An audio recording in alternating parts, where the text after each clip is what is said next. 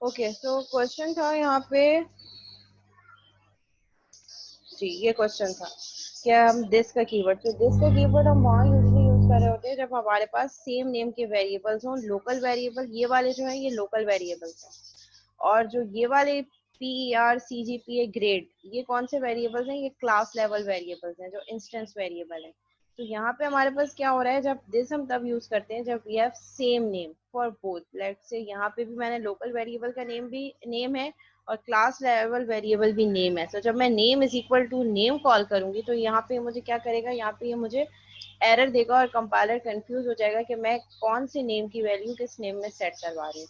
तो यहाँ पे जब मैं दिस यूज करूंगी तो दिस के साथ जो वाला फील्ड आ रही है इट मीन्स कि that this is class level variable. So this is use for identifying class level variable, जो डिस्टिंग्विश कर सके कि क्लास लेवल वेरिएबल कौन सा है और जो दूसरा जो है लोकल वेरिएबल कौन सा है। तो जिस वेरिएबल के नाम के साथ आपने दिस लगा लिया तो दिस क्या डिटरमाइन कर रहा है कि ये वाला नेम है जो क्लास लेवल वेरिएबल है। और सिमिलरली जो दूसरा वाला है without this it is local variable, जो ये वाली वैल्यू है। तो this is use for distinction between आपके पास जो क्लास लेवल वेरिएबल है और जो आपके पास लोकल वेरिएबल है। इस और वाले वो पेरेंट क्लास का वेरिएबल होगा तब भी दिस लगेगा। तब भी दिस लगेगा अच्छा क्योंकि मिस, अगर सेम हो जाएंगे ना। ओवरराइड कर दिया हमने तो? ओवरराइट मतलब ओवरराइट वर्ड मतलब का मतलब वेरिएबल ओवरराइड हो सकता है हमारा? नहीं, वेरिएबल कैसे ओवरराइड होगा, वेरिएबल की मतलब वैल्यू मैं अपडेट हो सकती है but it can not be override. Override किस सेंस में आप कह रहे हैं, क्योंकि मैं कह रहा हूँ let- जैसे मैं ड्राइव क्लास में एक और नेम का वेरिएबल बना दूँ, उसको न्यू वैल्यू असाइन कर दूँ, वो पिछले वाले को नहीं उठाए और इस वाले को उठाएगा, तो जैसे वो डिस्प्ले के ओवरराइड, मेथड में आपने हाँ किया तो था। वो पुराने वाले को ओवरराइड कर देगा, मतलब जो करंट वैल्यू है उसको वो ये ओवरराइड इन अ सेंस यहाँ पे अपडेट के लिए ओवरराइड यूज होगा इस वाले सिनेरियो में, कि वो बाकी सारी चीजें वो रखेगा जिसको आप ओवरराइड कर रहे हो उसको अपडेट कर देगा। अगर आप कह रहे हो लेट्स से आप कह रहे हो स्टूडेंट की क्लास में इस तरीके से आप कह रहे हो public string name is equal to, इस तरीके से कह रहे हो, जी मिस ऐसे। तो मैं यहाँ पे एक फील्ड दे दूं। ठीक है, तो ये यहाँ पे मुझे क्या देगा, जो आपके पास न्यू का कीवर्ड फिर आपको यूज करना पड़ेगा यहाँ पे।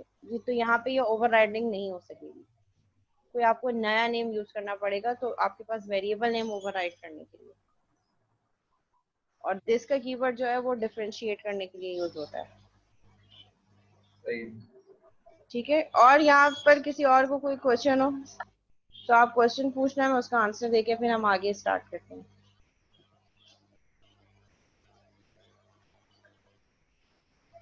अच्छा, हारिस का क्वेश्चन है जब पेरेंट में पैरामीटराइज कंस्ट्रक्टर बनेगा तो चाइल्ड में पैरामीटर भी देने होंगे मिस। अच्छा, जब आप इट्स अप टू यू के जब आप अब यहाँ पे मैंने जो एग्जांपल आपको दिखाई थी इसमें मैंने पेरेंट क्लास में कंस्ट्रक्टर नहीं बनाया था। पर्सन का कंस्ट्रक्टर मैंने उस वक्त तक नहीं बनाया था यहाँ पे, ये मैंने अभी जब हम ब्रेक पे गए थे तो बनाया था। ठीक है, इससे पहले मेरे पास सिर्फ जो चाइल्ड क्लास है स्टूडेंट स्टूडेंट का मैंने कंस्ट्रक्टर बना के सारा काम किया है। ठीक है, इट्स अप टू यू के एज अ प्रोग्रामर अगर आप पेरेंट क्लास में भी कंस्ट्रक्टर देना चाह रहे हैं so you can use it. ठीक है, सो कोई ऐसे कोई प्रॉब्लम नहीं है। ठीक है, सो अगर आप पेरेंट क्लास में भी कंस्ट्रक्टर देंगे और चाइल्ड क्लास में भी कंस्ट्रक्टर देंगे ऐसे भी हो सकता है, और अगर आप पेरेंट क्लास में कंस्ट्रक्टर ना दें और चाइल्ड क्लास में दें तो भी हो सकता है, और ऐसे भी हो सकता है कि आप पेरेंट क्लास में कंस्ट्रक्टर दें और चाइल्ड क्लास में ना दें। So it's totally up to you कि आप किस तरीके से आप प्रोग्राम की लॉजिक बिल्ड कर रहे हैं। इसके अलावा कोई और क्वेश्चन?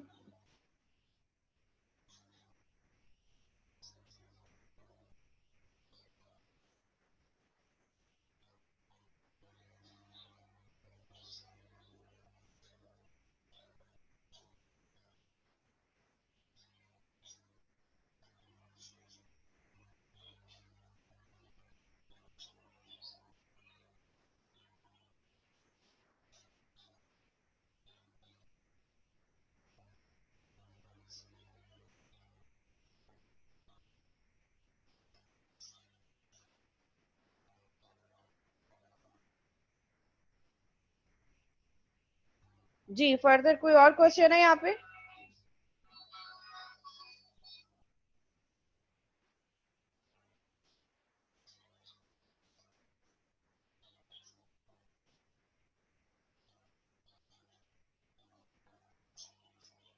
जी क्लास, कोई क्वेरी नहीं है? ठीक है,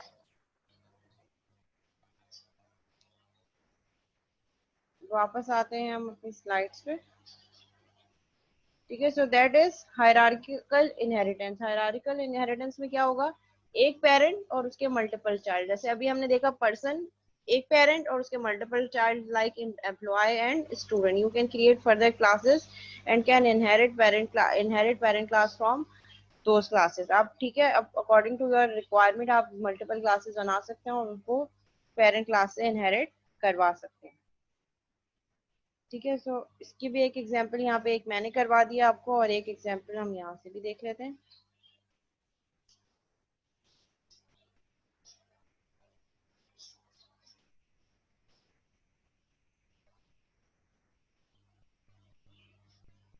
नहीं, एरो तो हमेशा ऊपर वाला होगा ना, जो बेस क्लास है। ये क्या शो कर रहा है, इनहेरिटेंस टॉप टू बॉटम है, ये बेस क्लास है। जो एरो क्या शो कर रहा है कि दैट इज बेस क्लास और पेरेंट क्लास और सुपर क्लास। और जो जिस तरफ जा रहा है, मतलब ये किस तरीके की, ये वाली मेरे पास चाइल्ड क्लास है जो किससे इनहेरिट हो रही है, ऊपर पेरेंट वाली क्लास से। तो इनहेरिटेंस मेरे पास किस तरीके से होती है, टॉप टू बॉटम।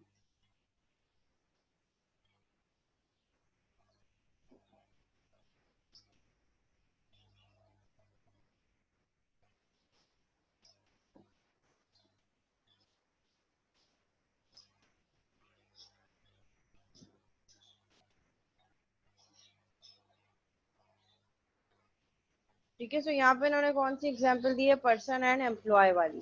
ठीक है, तो हम देख लेते हैं ये वाली इनहेरिटेंस। लेट्स से एक क्लास है मेरे पास शेप की।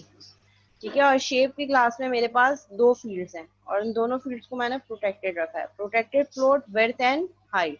शेप है मेरे पास एक क्लास जिसके अंदर दो प्रोटेक्टेड फील्ड्स हैं, विड्थ और हाइट। और यहाँ पे मैंने एक मेथड यूज किया, सेट डाटा, जो विड्थ और हाइट की वैल्यू यूज कर रहा है। You can use constructor as well, आप कंस्ट्रक्टर के थ्रू भी विड्थ और हाइट की वैल्यू सेट करवा सकते हैं। डिफॉल्ट कंस्ट्रक्टर अगर आपने नहीं भी यूज किया तो बाय डिफॉल्ट वो विड्थ और हाइट की वैल्यू को 0 पे सेट कर देगा।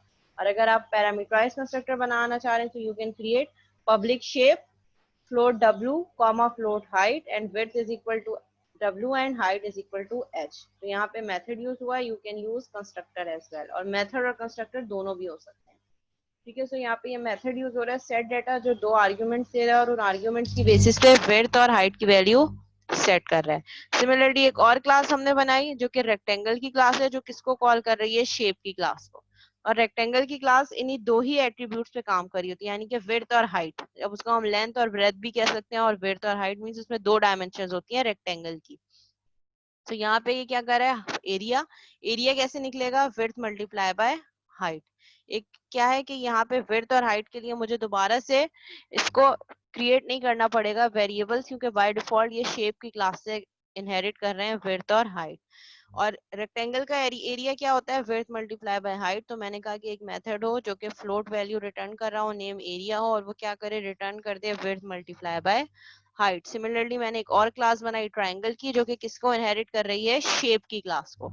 तो पेरेंट शेप है और उसके चाइल्ड कौन कौन से हैं, रेक्टेंगल की क्लास एंड ट्राइंगल की क्लास। ट्राइंगल की क्लास क्या कर रही है, उसका एक अपना मेथड है पब्लिक फ्लोट एरिया, और वो क्या एरिया रिटर्न कर रहा है, return width multiply by height divided by 2, यानी कि विड्थ को हाइट से मल्टीप्लाई करने के बाद डिवाइड करेगा 2 को। फिर यहाँ पे मैंने क्लास टेस्टर ड्राइवर क्लास बनाई, जिसमें मैंने मेन का मेथड में रेक्टेंगल का ऑब्जेक्ट बनाया और एक मैंने ट्राइंगल का ऑब्जेक्ट बनाया, यानी कि दोनों चाइल्ड क्लासेस का एक एक ऑब्जेक्ट बना दिया, एक रेक्ट और एक ट्राई। और रेक्ट डॉट सेट डेटा, यानी कि रेक्टेंगल के लिए मैंने विड्थ और हाइट की वैल्यू दे दी 5,3, और ट्राइंगल के लिए सेट डाटा की वैल्यू दे दी 2,5। यानी कि ये दोनों जो ऑब्जेक्ट हैं ये पेरेंट क्लास के सेट डाटा के मेथड को एक्सेस करके अपनी अपनी वैल्यू सेट करवा रहे हैं। रेक्टेंगल के लिए विड्थ की वैल्यू 5 और हाइट की वैल्यू 3, और ट्राइंगल के लिए विड्थ की वैल्यू 2 एंड हाइट की value 5। Similarly console dot write line rect dot area and triangle dot area. तो ये क्या करेगा, रेक्टेंगल वाली क्लास से जब एरिया कॉल होगा तो ये क्या करेगा, विड्थ मल्टीप्लाई बाय हाइट, क्योंकि जो रेक्टेंगल के थ्रू विड्थ और हाइट सेट हुई है 5,3 15, ये 15 रिटर्न करेगा। सिमिलरली ट्राइंगल से जो वैल्यू सेट हुई है 2,5, ये क्या करेगा 2 मल्टीप्लाई बाय 5 10 डिवाइडेड बाय 2 5। तो इसमें मुझे 15 रिटर्न होगा और इसमें मेरे पास 5 रिटर्न होगा और जो वैल्यूज आएंगी वो यहाँ पे प्रिंट हो जाएंगी।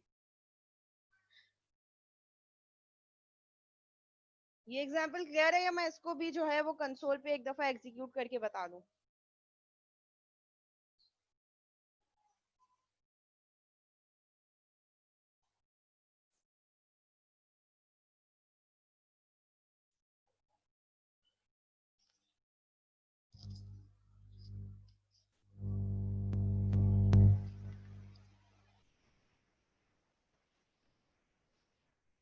ये चीजें आप अपने प्रोजेक्ट में ऐसे यूज करेंगे जैसे हम यहाँ पे पढ़ रहे हैं। इसी तरह आपका जो प्रोजेक्ट बनेगा उसमें जो जो क्लासेस बनेंगी, क्लासेस के ऑब्जेक्ट्स बनेंगे, जो जो आपकी नीड होगी उसी के अकॉर्डिंगली। जैसे अगर कोई लाइब्रेरी मैनेजमेंट सिस्टम बना रहा है तो उसके लिए कौन सी क्लासेस बनेंगी, बुक की क्लास, बुक का नेम होगा, बुक का टाइटल होगा, उसका पब्लिशर नेम होगा, उसके राइटर का नेम होगा, ऑथर नेम होगा, पब्लिकेशन डेट होगी, नंबर ऑफ पेजेस होंगे। तो ये सारी चीजें आप कंस्ट्रक्टर के थ्रू भी सेट करवाएंगे। प्रॉपर्टीज भी होनी चाहिए, प्राइवेट एनकैप्सुलेशन भी होनी चाहिए। फिर आप जब ऑब्जेक्ट क्रिएट करवाएं तो कंस्ट्रक्टर कॉल करवाएं। इसी तरह इनहेरिटेंस भी हो रही होगी यहाँ पे कि अगर हम मेंबर्स की बात करें तो मेंबर के लिए आप एक क्लास बनाएंगे पर्सन की, और वो पर्सन के अंदर आपके मेंबर्स भी होंगे, लाइब्रेरियन भी होंगे, वो उससे इनहेरिट हो रहे होंगे। तो वो सारा सिनेरियो टू सिनेरियो आप चल रहे होंगे कि क्या क्या चीजें हमें रिक्वायरमेंट है और उसको किस तरीके से हम इन सब सिनेरियोस पे मैप कर सकते हैं। और फिर जब आपने जो है वो चेक करना है, लेट्स से कि अगर कोई बुक जो है वो इशू करनी है तो उसका एक मेथड होगा। उस मेथड को कॉल करने के लिए पहले तो आप बुक की अवेलेबिलिटी चेक करेंगे कि वो बुक आपके पास अवेलेबल है, स्टॉक में नहीं है। अगर है तो आप उसको इशू कर देंगे और डेट बता देंगे कि ये आपकी रिटर्न डेट है, इस टाइम पे आपने बुक या तो री इशू करवानी है या रिटर्न करवानी है। और फिर आपके पास वहाँ स्टॉक में अगर लेट्स से 10 थी तो अब उसकी कितनी कॉपीज होनी चाहिए, एक आपने अगर इशू कर दी तो अब फिर 9 होनी चाहिए। तो ये सारी चीजें फिर अपडेशन भी होनी चाहिए बैकएंड पे भी। अच्छा, इस एग्जांपल को कंसोल पे कराने की जरूरत तो नहीं है, ठीक है। यहाँ पे शेप की एक क्लास है जिसमें दो एट्रीब्यूट्स हैं इसके क्लास लेवल, और एक मेथड है जो इन फील्ड्स को सेट कर रहा है। फिर दो अलग अलग क्लास हैं, एक रेक्टेंगल की क्लास, एक ट्रायंगल की क्लास। दोनों शेप की क्लास को इनहेरिट कर रही हैं।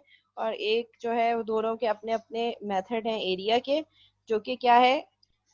अच्छा, यहाँ पे ये ओवरराइडेड मेथड नहीं है, ये चीज आप माइंड में रखिएगा, क्योंकि एक जो है वो रेक्टेंगल की क्लास में डिफाइन हुआ है और एक ट्रायंगल की क्लास में डिफाइन हुआ है, और इन दोनों को क्लासेस का आपस में एज कोई रिलेशनशिप नहीं है। इन क्लासेस को रिलेट कौन कर रहा है, शेप की क्लास। और शेप की क्लास में एरिया नाम का कोई मेथड नहीं है। अगर एरिया का मेथड शेप की क्लास में होता और वो रेक्टेंगल और ट्राइंगल में भी यूज होता तो वो ओवरराइडेड मेथड होता।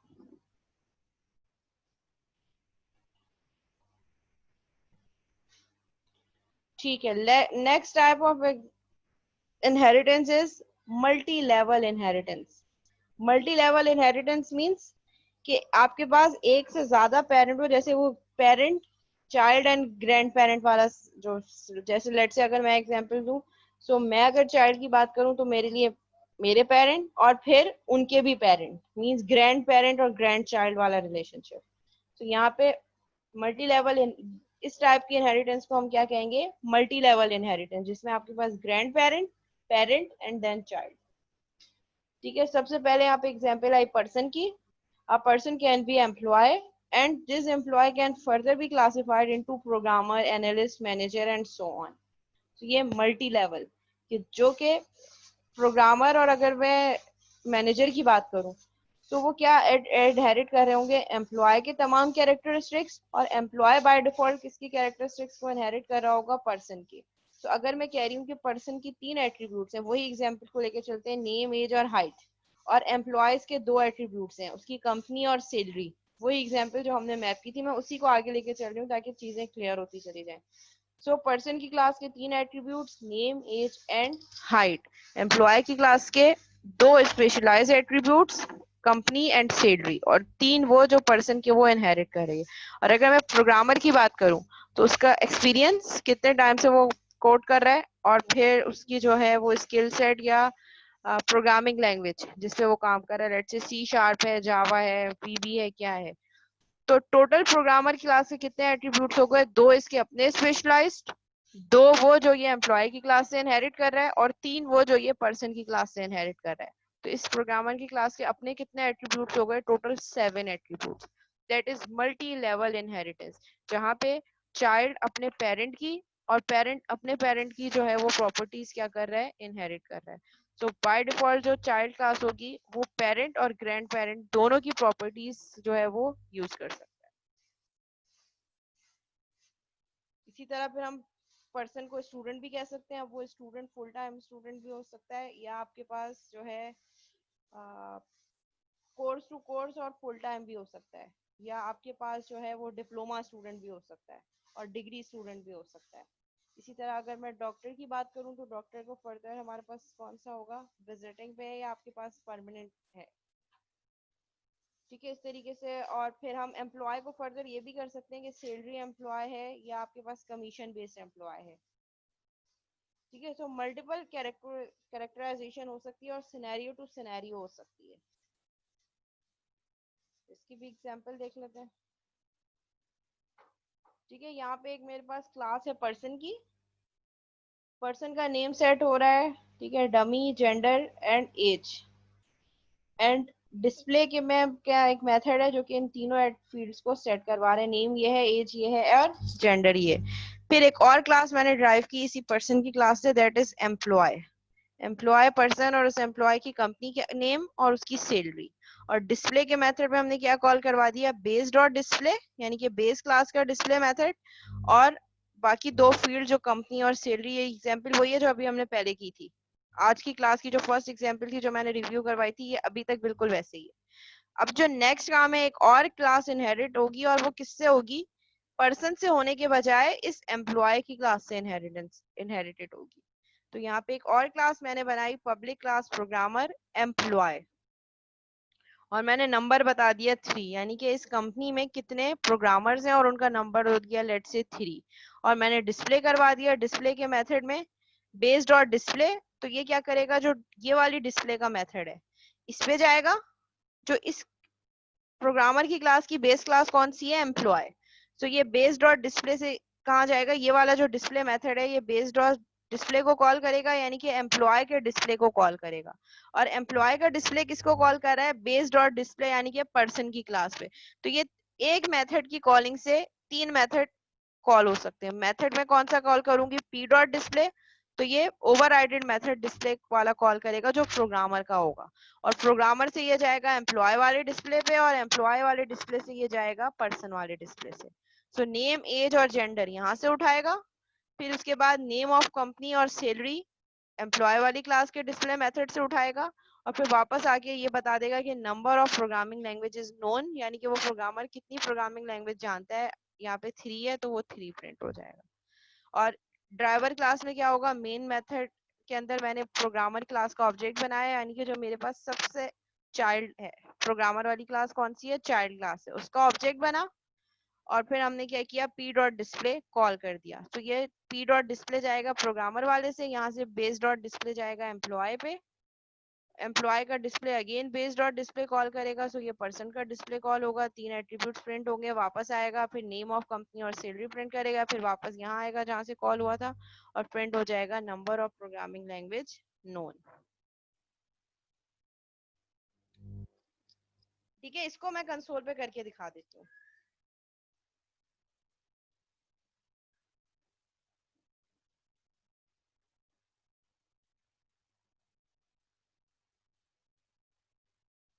ठीक है, इसको मैं ऐसा करती हूँ कि फिलहाल मैं स्टूडेंट वाली क्लास हटा देती हूँ।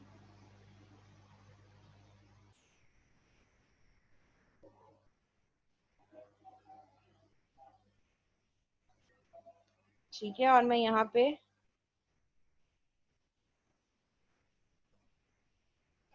ये सिंगल लेवल इनहेरिटेंस हुई हुई है अभी। ठीक है, मैंने एक क्लास बनाई पर्सन और एक और क्लास बनाई एम्प्लॉय, और एम्प्लॉय की क्लास को पर्सन की क्लास से मैंने इनहेरिट करवा दिया। ठीक है, और सिमिलरली फिर मेरे पास क्या चीज आई? अब मैं एक और क्लास बनाऊंगी, पब्लिक। ठीक है, क्लास क्या बनेगी मेरे पास? क्लास, लेट्स से हम कह रहे हैं कि प्रोग्रामर, जो कि इनहेरिट कर रही है, किसको इनहेरिट कर रही है, एम्प्लॉय की क्लास को।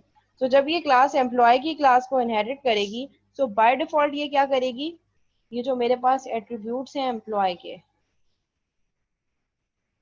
के कौन से एट्रीब्यूट्स हैं मेरे पास, कंपनी और सैलरी, उसको भी इनहेरिट कर रही है। और क्योंकि एम्प्लॉय इटसेल्फ पर्सन को इनहेरिट कर रही है, तो पर्सन के जो एट्रीब्यूट्स हैं नेम, एज और हाइट, वो सब बाय डिफॉल्ट एक्सेसिबल हो जाएंगे प्रोग्रामर की क्लास में। सो अभी राइट नाउ प्रोग्रामर की क्लास के कितने एट्रीब्यूट्स हैं, दो, वो जो वो एम्प्लॉय की क्लास से इनहेरिट कर रही है, और एम्प्लॉय की क्लास इटसेल्फ नेम, एज और हाइट, तीन एट्रीब्यूट्स किससे इनहेरिट कर रही है, पर्सन की क्लास से। तो टोटल इसके एट्रीब्यूट्स अभी हो गए 5, दो एम्प्लॉय की क्लास के और 3 पर्सन की क्लास के। और अगर मैं इसके अपने स्पेशलाइज्ड एट्रीब्यूट्स भी यूज करना चाहूँ, let's say public int number of languages known, let's say उसको मैंने दे दिया वैल्यू 3, और एक और मैंने यहाँ पे एट्रीब्यूट ले लिया पब्लिक फ्लोट एक्सपीरियंस कितना है इस प्रोग्रामर का, ठीक है। और यहाँ पे हम बना लेते हैं एक मेथड पब्लिक void, जो कि अगेन ओवरराइडेड मेथड होगा, डिस्प्ले, और इसमें मैं कॉल करवा देती हूँ बेस डॉट डिस्प्ले, यानी कि इसकी बेस क्लास का जो डिस्प्ले का मेथड है वो कॉल करो, तो ये एम्प्लॉय की डिस्प्ले वाला मेथड कॉल करेगा। और यहाँ पे मैं प्रिंट करवा देती हूँ जो अपनी इसकी स्पेशलाइज्ड फील्ड है कंसोल डॉट राइट लाइन, वो कौन सी फील्ड्स है मेरे पास, number of language known plus plus, और यहाँ पे मैं इसको प्रिंट करवा देती हूँ एक्सपीरियंस। बेस डॉट डिस्प्ले हमने कॉल करवा दिया,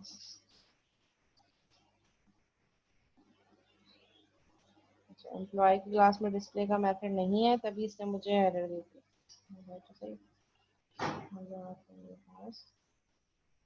बेस डॉट डिस्प्ले, ये बेस के डिस्प्ले को कॉल करेगा, यानी कि पर्सन वाली क्लास के डिस्प्ले के मेथड को। और यहाँ पे मेरे पास बेस डॉट डिस्प्ले, ठीक है। तो फिर यहाँ पे हम क्या करेंगे, ड्राइवर क्लास में ऑब्जेक्ट बनेगा प्रोग्रामर वाली क्लास का, programmer p is equal to new programmer,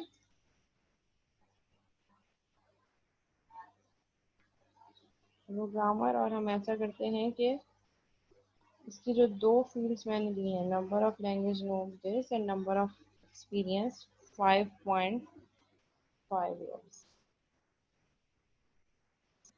ठीक है। और फिर मैं यहाँ से कॉल करवा दूंगी p डॉट डिस्प्ले, ठीक है। सो ये p डॉट डिस्प्ले क्या करेगा, जो प्रोग्रामर का ऑब्जेक्ट है, यानी कि जो सबसे चाइल्ड क्लास है, ये p डॉट डिस्प्ले, अब मेरा प्रोग्राम मेन से एंट्री पॉइंट खुलेगी, प्रोग्रामर का ऑब्जेक्ट बना, ऑब्जेक्ट बनते ही जैसे ही मैंने ऑब्जेक्ट बनाया p की वैल्यू क्या सेट हो गई, number of language 3 and experience equal to 5.5। अब मैंने जैसे ही p डॉट डिस्प्ले कॉल किया, सो ये p डॉट डिस्प्ले कहाँ जाएगा, प्रोग्रामर के डिस्प्ले वाले मेथड पे यहाँ आया। इसकी डेफिनेशन में इसको फर्स्ट स्टेटमेंट क्या मिली, बेस डॉट डिस्प्ले, जो कि इसको डायरेक्ट कर रहा है कि जो प्रोग्रामर की बेस क्लास है, यानी कि जो प्रोग्रामर की पेरेंट क्लास है, उसका डिस्प्ले मेथड कॉल करो। सो प्रोग्रामर की पेरेंट क्लास कौन सी है, एम्प्लॉय, तो ये ऊपर जाएगा, एम्प्लॉय एम्प्लॉय की क्लास का डिस्प्ले मेथड कॉल करेगा।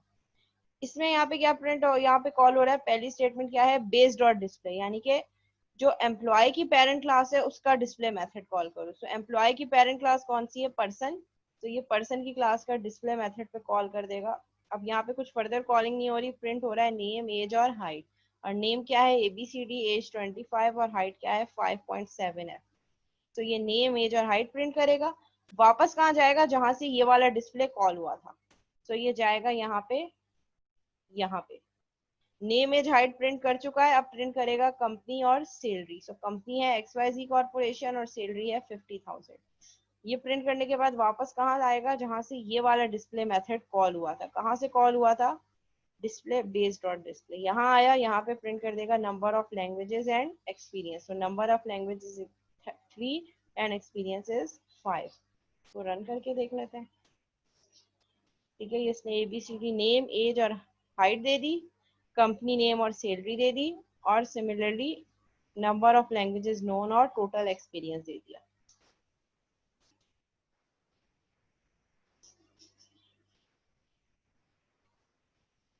बिल्कुल कर सकते हैं, क्योंकि आपके पास इनहेरिटेंस हो रही है ना।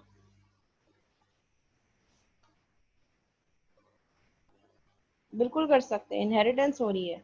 अगर आप चाहें, यहाँ इसको आपको ये चीज समझाने के लिए मैं यहाँ से बेस्ड और डिस्प्ले कॉल करने के बजाय मैं क्या प्रिंट करवा दूं, मैं यहाँ पे कंपनी और सैलरी भी एज इट इज प्रिंट करवा दूं।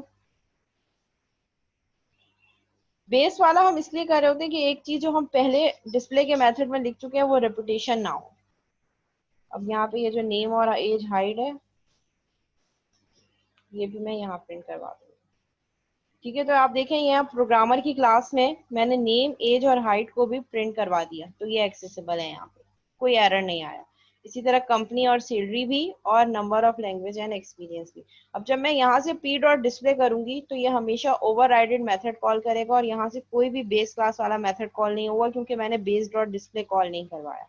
तो ये प्रोग्रामर की क्लास का ही डिस्प्ले मेथड कॉल होगा, और यहीं पे name, age, height, company, salary और नंबर ऑफ लैंग्वेज और एक्सपीरियंस प्रिंट हो जाएगा।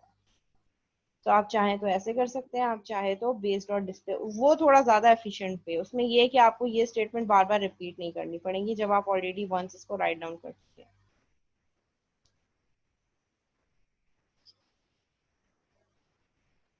मेन में आप अगर ये सारी वैल्यूज में पब्लिक हैं तो आप बिल्कुल कर सकते हैं, ये भी पब्लिक है। ये दो नहीं कर सकेंगे आप, ये तीन, क्योंकि ये प्रोटेक्टेड है। तो ये सिर्फ कहाँ कहाँ एक्सेस होंगी, पर्सन में, एम्प्लॉय में, और फिर प्रोग्रामर में।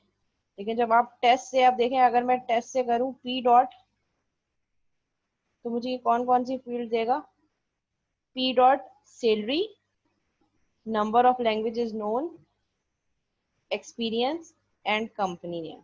नेम, एज और हाइट नहीं दे रहा है, क्योंकि name, age, height access modifier की वजह से नहीं दे रहा है। इस वजह से नहीं दे रहा है क्योंकि इनहेरिटेंस नहीं हो रही। अगर मैं इनको भी पब्लिक कर दूंगी तो ये भी उस ऑब्जेक्ट के नाम के साथ एक्सेसिबल हो जाएगा। यहाँ से मैंने इसको पब्लिक किया, पब्लिक स्ट्रिंग नेम, और यहाँ से जब मैं करूंगी पी डॉट, तो ये नेम यहाँ पे एक्सेसिबल है। इसी तरह बाकी के दो फील्ड्स को भी मैं पब्लिक कर दूंगी, एज को और हाइट को, तो वो भी वहाँ पे पी डॉट डिस्प्ले। आप वन बाय वन करके सेट करवाना चाहें तो भी करवा सकते हैं। और अगर आप कंस्ट्रक्टर बनाना चाहें तो आप प्रोग्रामर की क्लास में कंस्ट्रक्टर भी बना सकते हैं। कंस्ट्रक्टर कैसे बनेगा, पब्लिक प्रोग्रामर, और यहाँ पे मैं 7 फील्ड्स दे दूंगी। 7 फील्ड्स कैसे हम देंगे, फर्स्ट वाली नेम के लिए string n, comma int a, comma float f, फिर फर्दर स्ट्रिंग कंपनी, स्ट्रिंग सी हो गया, फिर आपके पास हो गया फ्लोट एस सैलरी के लिए, फिर आपके पास हो गया int L, number of languages known, and float, हम इसको कर देते हैं ई, एक्सपीरियंस। और इसके साथ हम ये सारी वैल्यूज सेट करवा देंगे। सारी वैल्यूज कैसे सेट करवाएंगे, name is equal to N, age is equal to A, one by one जैसे हम करवाते आ रहे हैं। और अगर आप इनको भी नेम, एज करेंगे तो यहाँ पे this dot name is equal to name, this dot age is equal to this, और इसी तरह एज। और फिर हाइट के लिए हमने एफ रखा है, तो HEIGHT is equal to F. और फिर हमारे पास company, so COMPN, company is equal to C, और सैलरी इज इक्वल टू यानी कि जो एस में फील्ड आ रही है वो सैलरी में स्टोर हो जाए, और NO, number of languages known, language is equal to L, और एक्सपीरियंस क्या हो गया मेरे पास E। सो आप अगर कंस्ट्रक्टर के थ्रू प्रिंट करवाना चाहें तो आप वो भी कर सकते हैं। और फिर यहाँ से ये होगा कि जब आप कंस्ट्रक्टर कॉल कर रहे हैं, तो जब आपने पैरामीटराइज कंस्ट्रक्टर दिया, ये चीज मैंने आपको पहले ही बताई थी कि जब आप किसी क्लास में पैरामीटराइज कंस्ट्रक्टर दे देते हैं तो फिर आप डिफॉल्ट कंस्ट्रक्टर ऐसे यूज नहीं कर सकते। उसके लिए फिर क्या होगा कि या तो आप हमेशा वो पैरामीटराइज कंस्ट्रक्टर ही यूज करें, और अगर आपने डिफॉल्ट कंस्ट्रक्टर यूज करना है तो इस केस में आपको एक्सप्लिसिटली यहाँ पे एक डिफॉल्ट कंस्ट्रक्टर खुद से बनाना पड़ेगा। आप इसको करते हैं पब्लिक प्रोग्रामर और चाहें तो कोई कंसोल डॉट राइट लाइन की स्टेटमेंट दे दें। यहाँ पे हम इसको प्रिंट करवा देते हैं डिफॉल्ट कंस्ट्रक्टर। ठीक है, वो एरर नीचे से अब हट चुका होगा। ठीक है, तो जब मैं ये वाला कॉल करके पी डॉट डिस्प्ले करवाऊंगी तो ये मुझे डिफॉल्ट वैल्यू से सेट करवाएगा। ठीक है, डिफॉल्ट कंस्ट्रक्टर कॉल हुआ और मैंने कोई वैल्यूज नहीं दी नेम एज और हाइट के लिए, बट क्योंकि मैंने डिफॉल्ट कंस्ट्रक्टर यूज किया तो ये डिफॉल्ट कंस्ट्रक्टर क्या करेगा, नंबर ऑफ लैंग्वेज 3 5.5 जो मैंने बाय डिफॉल्ट वैल्यूज दी हैं ये वो सेट करेगा। Company XYZ, salary 50,000, name ABCD, age 25 and 5.7 जो डिफॉल्ट वैल्यू है। और अगर मैं पैरामीटराइज कंस्ट्रक्टर यूज करूंगी, लेट से मैंने दोबारा ऑब्जेक्ट बनाया programmer P1 is equal to new programmer,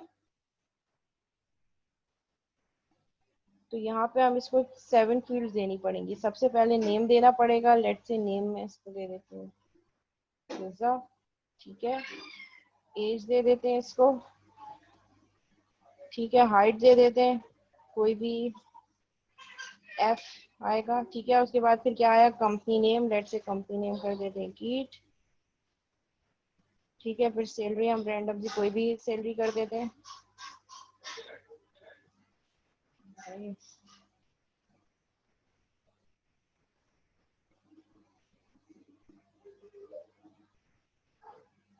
ठीक है, फिर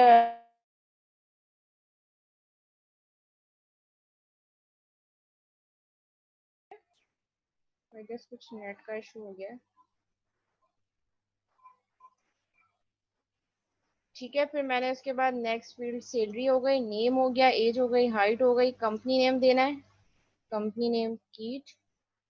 फिर उसके बाद सैलरी हो गई, सैलरी के बाद फिर number of languages known, let say मैंने इसको 6 कर दिया और एक्सपीरियंस हमने इसको कर दिया 8.2F, यानी कि 8 ईयर्स एंड 2 मंथ्स।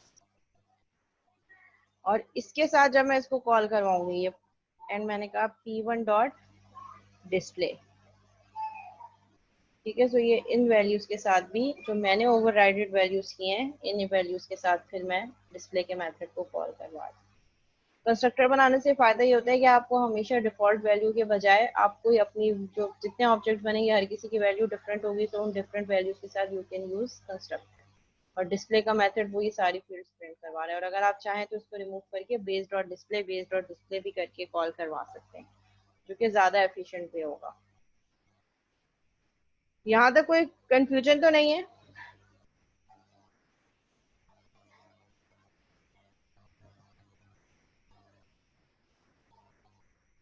ठीक है, सब क्लियर है? हाँ, अगर आप कॉपी कंस्ट्रक्टर बनाना चाह रहे हैं तो आप वो भी बना सकते हैं। कॉपी कंस्ट्रक्टर कैसे बनेगा, यहाँ पे एक और कंस्ट्रक्टर बना दें क्लास का,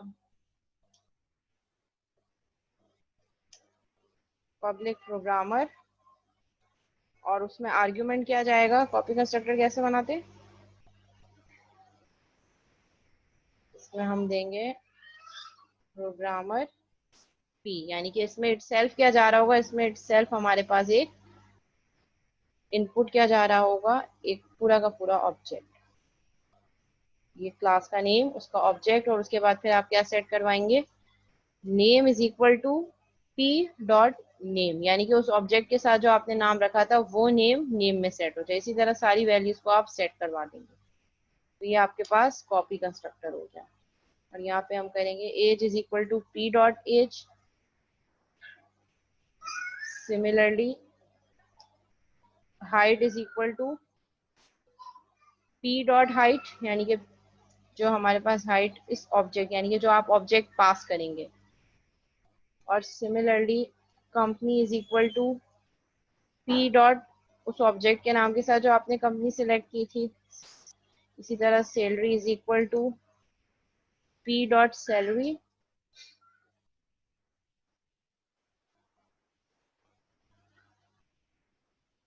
की सारी वैल्यूज को one by one, number of language known is equal to P dot number of languages known and experience is equal to p dot experience, p dot exp। ठीक है, अब मैं चाह रही हूँ कि मेरे पास एक और प्रोग्रामर है जिसकी सारी यही फील्ड्स हैं, तो इसके लिए मैं क्या करूँगी, मैं कॉल करवा दूंगी प्रोग्रामर, एक और प्रोग्रामर जो कि p2 is equal to new programmer, उसमें मैं क्या पास कर दूंगी, p1 एज एन ऑब्जेक्ट, यानी कि ये वाला पूरा का पूरा p1 मैंने पास कर दिया। और फिर जब मैं कॉल करवाऊंगी p2 डॉट डिस्प्ले, तो ये यहाँ पे क्या करेगा, p2 नाम का एक नया ऑब्जेक्ट बनाएगा जिसमें वो सारी की सारी वैल्यूज कॉपी कर देगा जो p1 के लिए थी, यानी कि p1 डॉट नेम सेट हो जाएगा p2 के लिए, p1 डॉट एज 50 सेट हो जाएगी p2 के लिए, p1 डॉट हाइट जो कि 5.8 फ्लोट है ये सेट हो जाएगी मेरे पास p2 के लिए। और जब मैं p2 डिस्प्ले करवाऊंगी तो वो वही वैल्यूज प्रोग्रामर 2 के लिए भी डिस्प्ले हो जाएगी। तो इसी तरह आप कोई भी कंस्ट्रक्टर जो हमने प्रीवियस कॉन्सेप्ट यूज किए हैं, you can use in new, मतलब जो प्रीवियस चीजें हम बना चुके हैं, कर चुके हैं, वो सारी चीजों को आप नई चीजों पे इसी तरीके से मैप कर सकते हैं।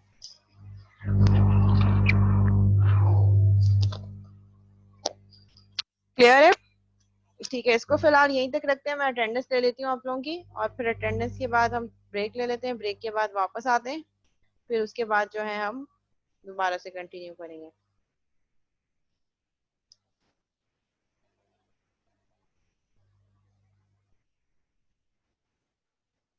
हाँ, तो हम इस मीटिंग को दोबारा से कंटिन्यू कर लेते हैं, अटेंडेंस लेके